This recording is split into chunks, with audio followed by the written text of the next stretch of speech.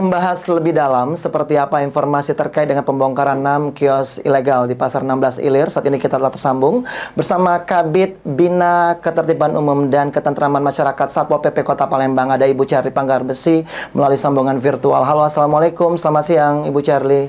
Waalaikumsalam, selamat siang, salam sehat selalu. Salam sehat Bu Charlie, terima kasih sudah bergabung bersama kami di Liputan Metropolis Siang. Bu Charlie, kita langsung berbincang Bu. Kan kemarin sudah dilakukan pembongkaran terhadap 6 kios ilegal. Pertanyaannya yang pertama, mungkin saya akan memulai dari mengapa bangunan yang berada di Pasar 16 Ilir, khususnya 6 kios ilegal tersebut, itu dilakukan pembongkaran justru kemarin. Ya, mengingat sebenarnya juga ada banyak juga sebenarnya kios-kios yang lain mungkin yang masih ilegal juga. Seperti apa Ibu? Baik, jadi untuk bangunan liar seperti kios itu kan karena ada nilai material yang cukup kita pertimbangkan. Pemerintah Kota Palembang di sini lebih kepada tindakan-tindakan persuasif. Jadi proses untuk penertiban bangunan tersebut sebenarnya sudah kita mulai dari tahun 2022 melalui surat peringatan, panggilan, peringatan 1, peringatan 2, peringatan 3, bahkan sempat sudah mau dibongkar. Namun memang ada upaya-upaya untuk memberikan kesempatan kepada pemilik agar dapat membongkar secara mandiri. Karena mungkin nanti ada bagian-bagian dari bangunan itu yang masih bisa atau dapat digunakan kembali. Baik, Bu, namun seperti dari 2022 tadi Anda mengatakan artinya sudah hampir 2 tahun sosialisasi, ada surat peringatan juga dilakukan. Kenapa tidak diindahkan ini? Apakah memang tadi kan Ibu bilang langkah persuasif? Apa Bu yang dijawab oleh para pemilik kios ini sampai mereka tidak mau pindah, Ibu? Ya, selalu dengan alasan ya sudah ada nilai yang dikeluarkan. Kemudian bagaimana dengan nilai yang sudah dikeluarkan untuk membangun tersebut? Kemudian yang sudah sewa, istilahnya itu untuk mereka mau mencari makan ya, alasan-alasan kemanusiaan biasanya yang dihadapkan ke pemerintah Kota Palembang. Oke, itu dari sisi arti material ekonomi ya. Mereka menganggap sudah ada ganti rugi kalau mereka mau dipindah gitu. Nah, tapi kalau dari yang dilakukan kemarin, Ibu Charlie, apakah ada perlawanan mungkin secara signifikan yang dilakukan oleh para pemilik kios ilegal ini, Bu?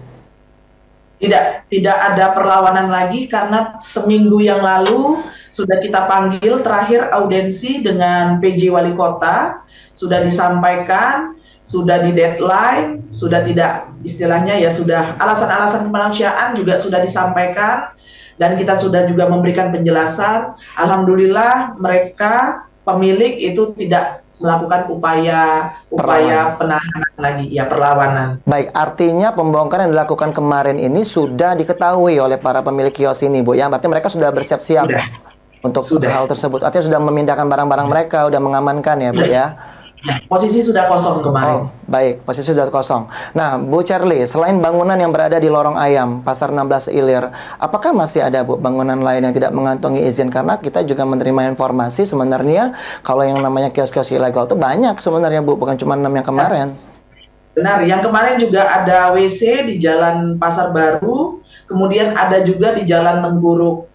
Yang sudah kita tertibkan juga yang di Jalan Pasar Baru. Namun untuk Jalan Tengguruk, waktu kita melihat ke lokasi, itu masih ramai sekali para pedagang, sehingga kalau kita paksakan nanti berdampak, menimbulkan dampak dari penertiban itu sendiri. Sehingga kami jadwalkan, kami beri kesempatan lagi 1 hari, mungkin insya Allah besok atau lusa sudah kami lakukan juga penertiban di Jalan Tengguruk Permai. Oke, berarti ini secara estafet ya akan dilakukan pembongkaran juga ya, dan sudah itu sama Bu dengan mekanisme yang sama, sudah dilakukan sosialisasi, ada surat peringatan juga. Ya, surat peringatan 1, 2, ya. Baik, baik. Artinya Ibu, ini kalau kita merunut Bu ya, bahwa mereka ini sebenarnya sudah tahu bahwa mereka akan dibongkar. Nah, kemudian bangunan-bangunan lainnya yang tidak mengantongi izin, yang kata Ibu ini akan dilakukan pembongkaran ini, mungkin ada langkah lain Bu, selain persuasif dan juga ada pembongkaran paksa. Mungkin ada pembongkaran secara mandiri dari mereka. Apa nih kira-kira yang bisa dilakukan oleh pihak Satpol PP? Agar mungkin tidak menimbulkan apa ya, ada sedikit ketentraman, mengingat bahwa ketentraman dan juga ketertiban umum ini Bu. Benar. Jadi ada juga upaya yang kami lakukan adalah silahkan diurus perizinannya. Mungkin untuk posisi-posisi yang sebenarnya bisa diurus perizinan, hanya mungkin pemilik enggan melalui tahapan proses itu. Kami berikan kesempatan waktu, kami bantu, ada kendala di dinas-dinas terkait, kami bantu karena memang dari Bapak Presiden sendiri untuk pengurusan izin, pemerintah daerah itu harus membantu, OPD-OPD terkait itu harus membantu. Jadi kami ya, kecuali izinnya itu tidak akan bisa diterbitkan karena biasanya di fasilitas umum atau di atas saluran, di atas sungai, hal-hal seperti itu tidak dapat dikeluarkan izinnya, walaupun para pemilik usaha, pemilik bangunan berupaya untuk mengurus perizinannya. Baik, Bu Cherly, kan kalau tadi Ibu mengatakan sudah mencoba untuk membantu ya bagaimana proses pengurusan izin mereka ini. Nah, kalau seandainya mungkin masyarakat mungkin saat ini menonton dan juga mungkin merasa menjadi salah satu juga yang memiliki bangunan yang ilegal ini ya. Nah, mungkin Ibu sekaligus mengedukasi pada kesempatan ini bagaimana sebenarnya proses pengurusan izin bangunan bagi masyarakat yang tidak memiliki izin bangunan yang lebih mudah, mungkin sekaligus juga ini memberikan edukasi juga. Silakan Bu Cherly. Baik, benar. Jadi kita sejak ada PP 16 tahun 2021 tentang bangunan gedung, warga untuk bangunan perumahan ataupun non perumahan atau non rumah tinggal itu tetap harus mengurus izin PBG. Nanti silahkan datang ke Dinas PU, Pekerjaan Umum dan Penataan Ruang, itu di daerah Kuto. Ya, nanti dari sana mereka akan memproses dengan mengeluarkan nomor register. Jadi rekan-rekan atau warga masyarakat bisa melakukan pengurusan izin. Kalau ternyata ada yang menghambat atau ada permasalahan, itu bisa dilaporkan ke kami juga, ke Satpol PP, agar kami bantu untuk mengetahui di mana sih terhambatnya gitu. Mungkin terhambatnya dari segi biaya juga, Bu. Mungkin simpang siur ada yang sekian, ada yang sekian. Mungkin diedukasi juga, Bu. Tarifnya itu sudah ada, sudah diatur di PP 16, biaya retribusinya itu sudah diatur, permohonan pengurangan juga sudah diatur.